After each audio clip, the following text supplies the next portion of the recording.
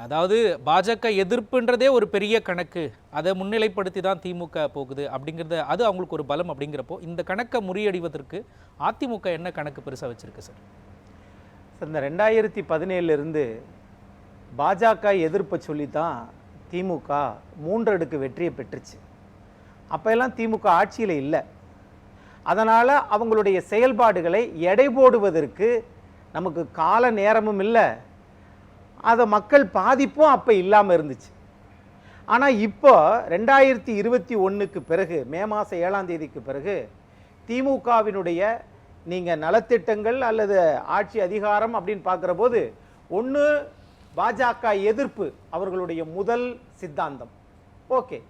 2வது பெண்களுக்கு இலவச போக்குவரத்து பேருந்து பயணம், 3வது காலை சிற்றுண்டி.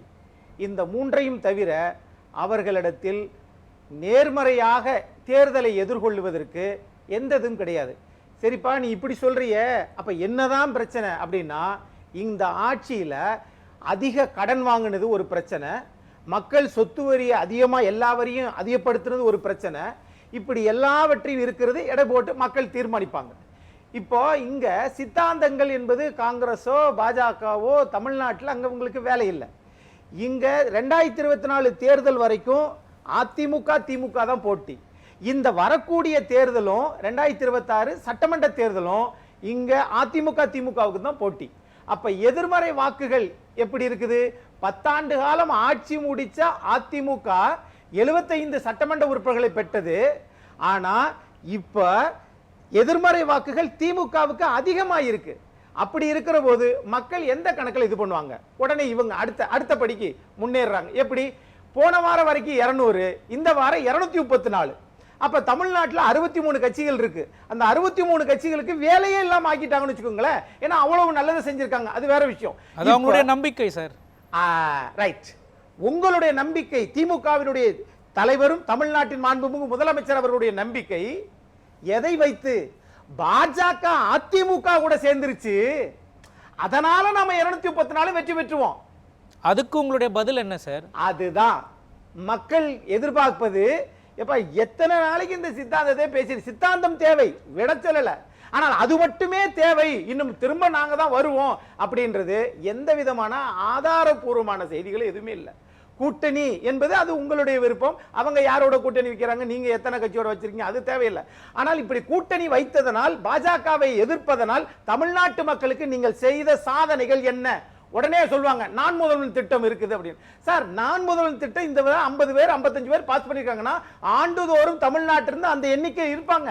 ஆனா தமிழ்நாட்டில் டிஎன்பிசி, தமிழ்நாடு அரசு பொது தேர்வு ஆணையம் என்ன சொல்லுதுன்னா, அதுல 2 ஆண்டு காலம் வந்து டிஎன்பிசியில கொரோனா காரணத்தில் எழுதாதனால அந்த வயதை 2 ஆண்டுகள் அதிகப்படுத்தினார். அப்ப வயதை அதிகப்படுத்தி அவர்களுக்கு வாய்ப்பை கொடுத்தார். ஆனா இங்க சமூக நீதி பேசாத ராஜஸ்தான்ல அவங்க சமூக நீதி, பெண்கள் முன்னேற்றம் அதெல்லாம் பேசுறது இல்ல. ஆனா ராஜஸ்தான்லயும் தெலுங்கானாலையும் 49 வயசு வரைக்கும் அந்த மாநில தேர்வாணையத்துல தேர்வு எழுதலாம். அப்படி ஒரு பெண் தேர்வு எழுதி 51 வயது, 2 வருஷம் அவங்கள பேப்பரை திருத்தி போறதுக்கு 51 வயதுல அவங்க மாவட்ட ஆட்சியரா பணியாற்றிருக்காங்க, டெப்டி கலெக்டரா பணியாற்றுறாங்க. அப்படி இருக்கிற போது இங்க பேசுவது சமூக நீதி. இப்பொழுதுதான் அந்த சாதிவாரி கணக்கெடுப்பதற்கு மத்திய அரசு கொடுத்திருக்கு. இருந்தாலும் அது மாநிலங்கள் எடுத்தால் இன்னும் சிறப்பாக இருக்கும். அதுதான் பாட்டாளி மக்கள் கட்சியினுடைய ஐயா மருத்துவர் சொல்றாரு. சாதிவாரி கணக்கெடுப்பு அதுவும் இந்தியா கூட்டணிக்கு கிடைத்த ஒரு வெற்றின்னு முதலமைச்சர் சொல்லியிருக்காரு. மாநிலங்கள் எடுக்க முடியாது, அந்த அளவுக்கு அது வலு இருக்காது அப்படின்னு சொல்றாங்க. அதை எப்படி சார் பார்க்க? இந்தியா கூட்டணி பாராளுமன்றத்தில் பேசினது காங்கிரஸ் கட்சியினுடைய நம்முடைய ஐயா ராகுல் காந்தி தான் பேசினாரு. ஆனா இந்தியா கூட்டணிக்கு கிடைத்த வெற்றி கரெக்ட். ஆனால் ஆண்டாண்டு காலமா பாட்டாளி மக்கள் கட்சி இங்க பேசிட்டு இருக்கேன். ஆனா நாங்க சொல்லித்தான் அங்க நடந்துச்சுன்றீங்க. உங்க கூட்டணி அரசியல் என்பது வேற. ஆனா சித்தாந்தத்தின்படி இது தேவை. ஏன்னா அப்பதான் சமூக நீதியே சரியான பார்வைக்கு வர முடியும். எந்த சமூகம், எத்தனை ஆண்டுகள் வேலை வாய்ப்பு, கல்வி, பொருளாதாரம், அடிப்படை கட்டமைப்பு இதெல்லாம் பார்க்கணும். அதுதான் அது ஒரு பிரச்சனை. இங்க நாம எதிர்பார்க்க வேண்டியது இது ஒன்றுதான். அவருடைய நம்பிக்கை, அதீத நம்பிக்கை அவங்க நினைக்கிறாங்க. அதே மாதிரி இவங்க என்ன நினைக்கிறாங்க, இந்த ஆட்சியோட பண்ணணும், இந்த ஆட்சியோட திமுக போகும் அப்படின்னு சொல்றாங்க. பை பை சொல்லிடுவாங்க அப்படின்னு மாண்புமிகு எதிர்க்கட்சி தலைவர் சொல்றார். இது மக்கள் எந்த அளவுக்கு தேர்தலில் பிரதிபலிக்க போகிறார்கள்? ஆளுகிற கட்சியை மீண்டும் ஆட்சிக்கு கொண்டு வர போறாங்களா? இல்ல இவங்க வெறும் பேச்சு தான் பேசிட்டு இருக்காங்க, நடைமுறைக்கு நாம படுற பாதிப்பு நமக்கு யாரு கேட்கிறா அப்படின்னு நினைக்கிறாங்களா என்பதை மக்கள் தான் அவங்க ஒரு கணக்கு போடுவாங்க. தமிழ்நாட்டில் மாண்புமிகு முதலமைச்சர் அவர்களும் மாண்புமிகு எதிர்க்கட்சி தலைவர் போடுகிற கணக்குகள் எல்லாம் அவரவர்கள் கைகளில் தான். நீங்க மக்களிடம் என்ன கணக்கோட நீங்க கொண்டு போய் நிக்க போறீங்க? இதுதான் சார், இதேதான். என்ன கணக்கு? சொத்து வரியை எடப்பாடி பழனிசாமி 150% உயர்த்தல, 52% மின்சார கட்டணத்தை உயர்த்தல, 3 முறை பால் விலையை உயர்த்தல. அப்போ இது எல்லாமே இவைகள் எது நடைமுறைக்கு வருகிறதுன்னா இவங்க பேசுவது எல்லாமே நாங்க இஸ்லாமியர்களுக்கு நாங்க எல்லாம் உயரிய பதவி கொடுக்கிறோம் சார். இந்த சொத்து வரி இது எல்லாமே உயர்த்ததுக்கு அப்புறம் தான் ரிசல்ட் 24 ரிசல்ட் பாத்தீங்களா சார்? மருத்துவ சார் 24 கரெக்ட் சார், நல்ல கேள்வி சார். 24 அவங்களுக்கு பிரதமர் வேட்பாளர் யார் சார் இருந்தாங்கல்ல? அதிமுக பிரதமர் வேட்பாளர் யார் சார்? 2 அதிமுக தனிச்சு நின்னுச்சு சார். ஆனா திமுக என்னைக்காவது இது வரைக்கும் தனிச்சு நிக்க முடியுமா? முடியவே முடியாது.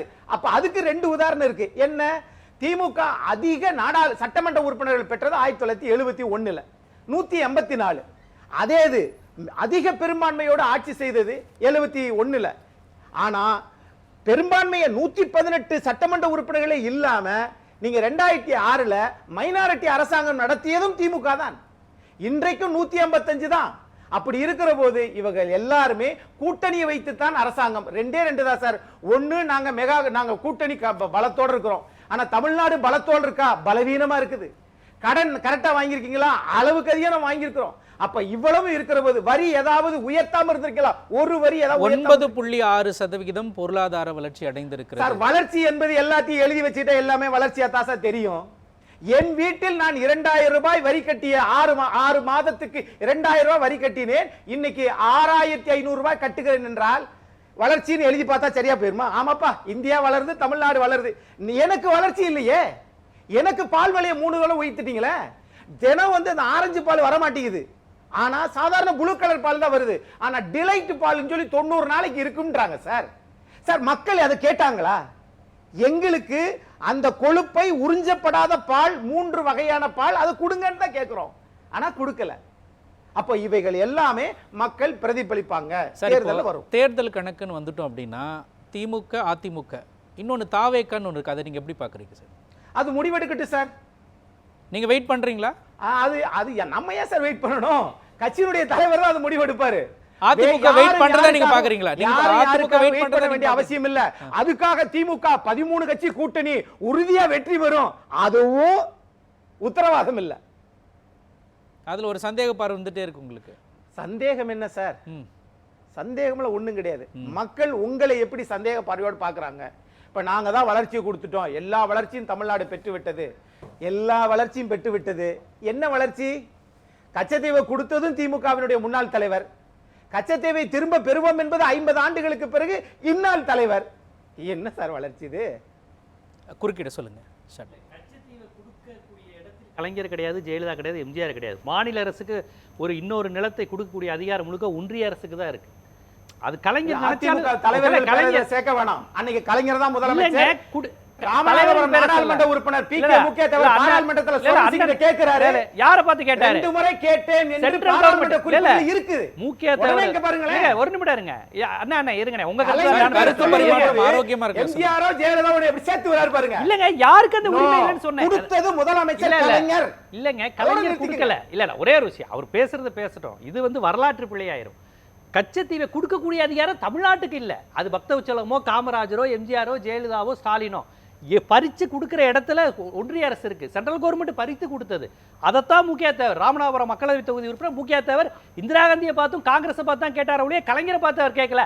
அப்போ அவர் கூட்டணி வைத்திருந்தது திமுகவுடன். 71 முக்கியத்தேவர் கூட்டணி வச்சிருந்தது திமுகவுடன். சொல்லுங்க. திரு பத்திரிகையாளர் ஜீவ சகாப்தன் அவர்களுக்கு ரொம்ப நன்றி.